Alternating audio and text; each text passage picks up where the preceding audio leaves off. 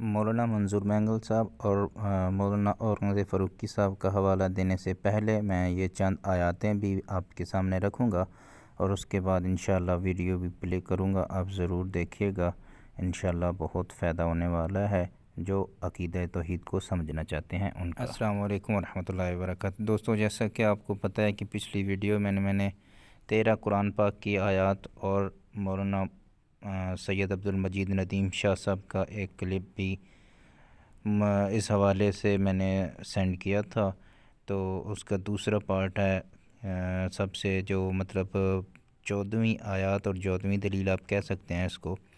اس میں اللہ پاک فرما رہے ہیں اور یہ کہ قیامت قطعاً آنے والی ہے جس میں کوئی شک و شبہ نہیں، اور یقیناً اللہ تعالیٰ قبروں والوں کو دوبارہ زندہ فرمائے گا۔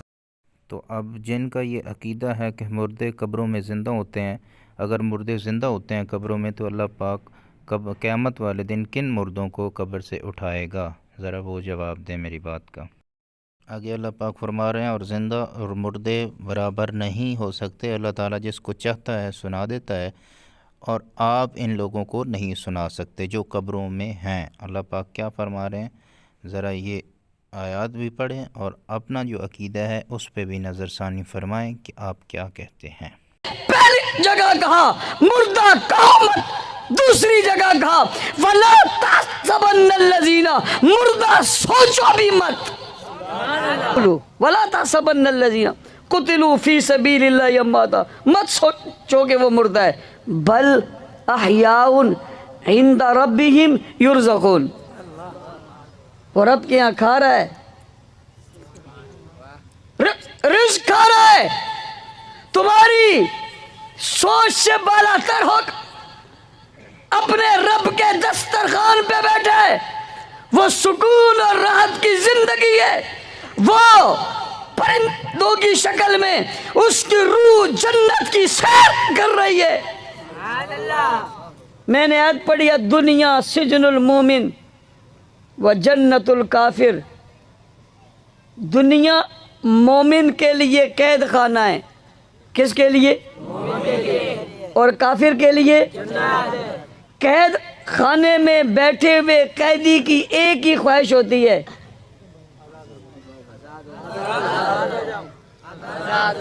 کتنی خوبصورت کتنی حسین جیل کیوں نہ ہو، اس کی خواہش کیا ہوتی ہے؟ اسے جیل میں بیٹھ کر آپ دعا دو اللہ تعالیٰ تجھے بہت مالدار بنا دے، کہتے بس کر۔ اسے جیل میں بیٹھ کر دعا دو تیرے بڑے بنگلے ہو جائے، کہتے چھو ظالم مجھے دعا دے کہ میں رہا ہو جاؤں، کیا ہو جاؤں؟ مجھے رہائی چاہیے، کتنی خوبصورت جیل کیوں نہ ہو، کتنی سہولات کیوں نہ ہو، مگر وہ رہنے کو تیار۔ اسی لیے تو آپ دیکھتے ہیں ہر سیاستدان باہر گھوم رہا ہے، جیسے ہی جیل میں جاتا ہے بیمار ہو جاتا ہے، کہتے ہیں مجھے اسپتال لے جاؤ۔ بھئی اسپتال کیوں جا رہا ہے؟ پہلے تو گھوم پھر رہا تھا، کہتے ہیں بیمار دل کا اٹیک ہو گیا۔ ہمارے مولانا اعظم طارق شہید فرماتے تھے اتنا تو ہمیں ڈکار نہیں آتے جتنے ان کو اٹیک آ جاتے ہیں۔ کیوں؟ جیل سے نکلنے کے بہانے ہسپتال میں چلے جائیں کمرے، لیکن جیل نہ جائیں، جیل مشکل جگہ ہے۔ الدنیا سجن المومن، یہ مومن کے لیے قید خانے، اور سمجھنا رہائی دو طرح کی ہوتی ہے، ایک ہوتی ہے رہائی ضمانت پر، فلاں آدمی نے گارنٹی دی اور ضمانت دے دو، تلوار لٹکی رہتی ہے، کیس کا فیصلہ کچھ بھی آ سکتا ہے، ضمانت کینسل ہو سکتی ہے، دوبارہ جیل جا سکتا ہوں، تاریخوں پہ جانا پڑتا ہے۔ اور ایک رہائی وہ ہوتی ہے جو عدالت سے بری ہو جاتا ہے، عدالت سے بری ہو جاتا ہے، جناب فلاں آدمی بری ہو گیا، اب وہ بری ہو گیا، اب اس کو کسی عدالت میں جانے کی، اب اس کو جیل کا کوئی خطرہ۔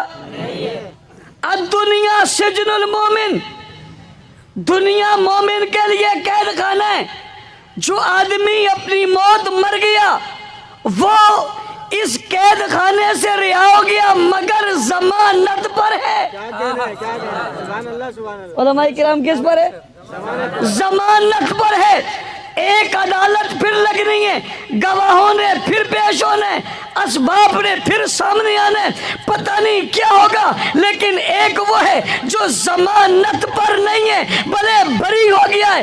بری ہو گیا کیسے ہوا؟ ادھر خون کے قطرے زمین پر نہیں پہنچے, ادھر عرش سے مغفرت کا اعلان ہو گیا ہے. اور بھائی سمجھو, تیرا جانے والا ضمانت پر ہوگا, میرا جانے والا تو بری ہو گیا ہے.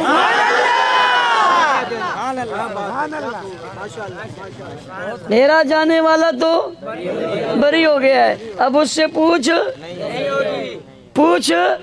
اب اس کی عظمتیں ہی عظمتیں ہیں, وہ جاتے ہی بلندی میں چلا گیا.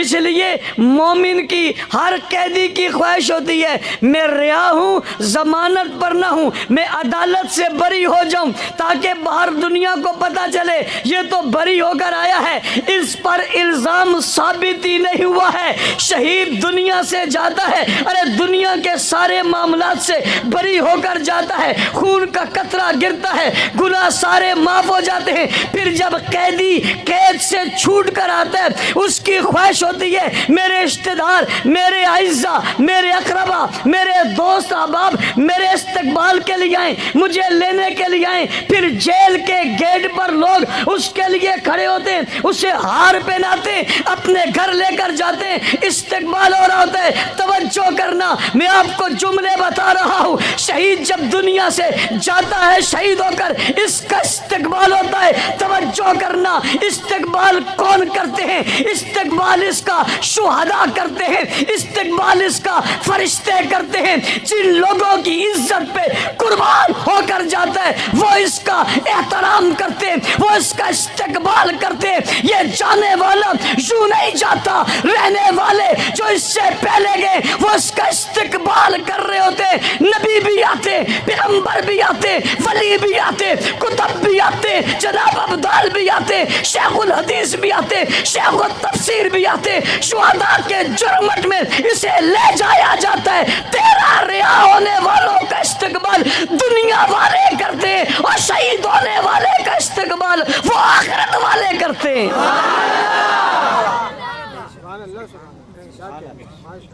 رہائی ہو گئی. مجھے ایک آدمی اس دن کہنے لگا, بہت سے لوگوں کو, ایسے بھی لوگ ہیں آپ کہیں گے پتہ نہیں میں کیسی بات کر رہا ہوں, معلوم نہیں مجھے کرنی چاہیے نہیں کرنی چاہیے, میرے سامنے آئیے مجھے کر لینی چاہیے, کہ ایک آدمی ڈاکٹر صاحب کی قبر پہ گیا, اس کو کشف ہوتا تھا. کیا؟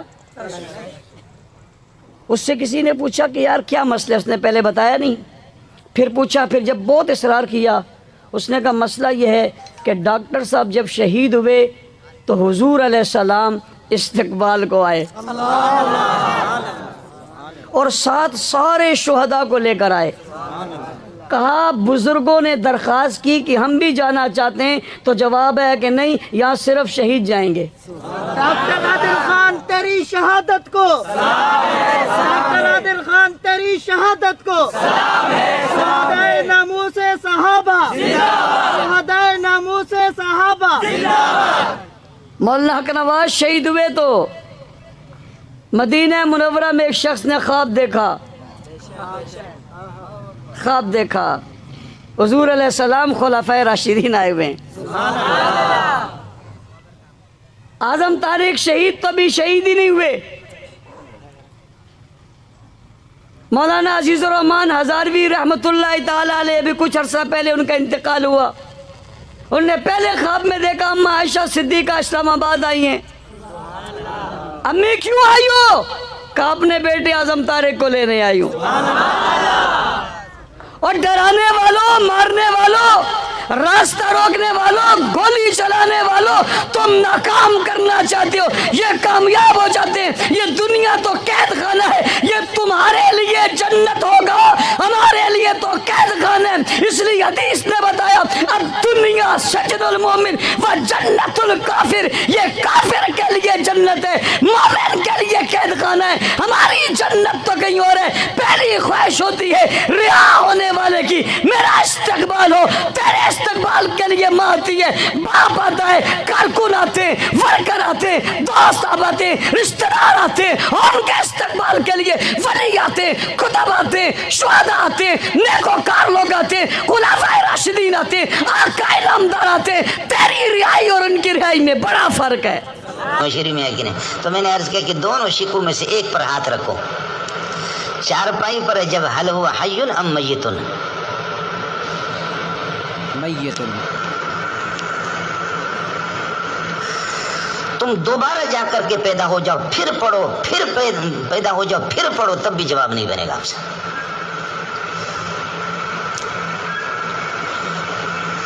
یہ جو قبر میں تو بعد میں تشریف لے کے صلی اللہ علیہ وسلم، سمجھے، لیکن 3 دن جو چارپائی پر ہے اس کا کیا ہے؟ دیکھیں نا، آپ لوگوں میں مدرسین بھی ہے. ایک شک تو متعین کرو، یا تیسری شک آپ قائل ہیں. تو آپ سے گزارش یہ ہے کہ حل ہوا میت ام لا فی هذه الایامت. ہمارا پیارا صلی اللہ علیہ وسلم جو چارپائی پر آرام فرما رہے 3 دن تک، سمجھے، موت آ گئی بالاتفاق. ان 3 دنوں میں کیا ہے؟ اگر حیات دنوی ہے تو دفن کیوں کیا؟ حیات دنوی ہے تو دفن کیوں کیا؟ اور اگر میت ہے تو 3 دن کے مماتی تو ہو.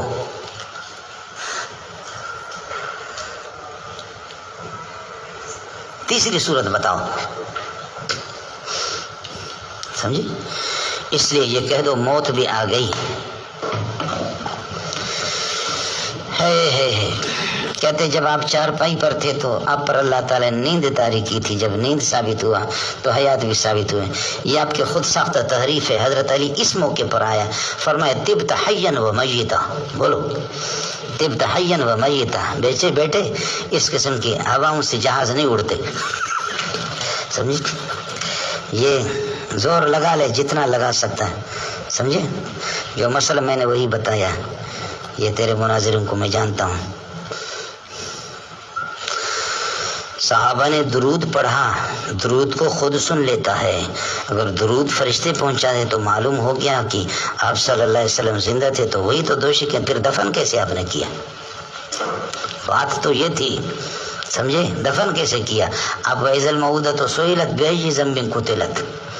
سمجھے. آپ اجازت دیں گے کہ میں سویا ہوں مجھے دفن کرنے، میرے جنازہ پڑھنے کی اجازت ہے؟ دفن کریں گے آپ مجھے؟ اس لیے زور لگا پتر.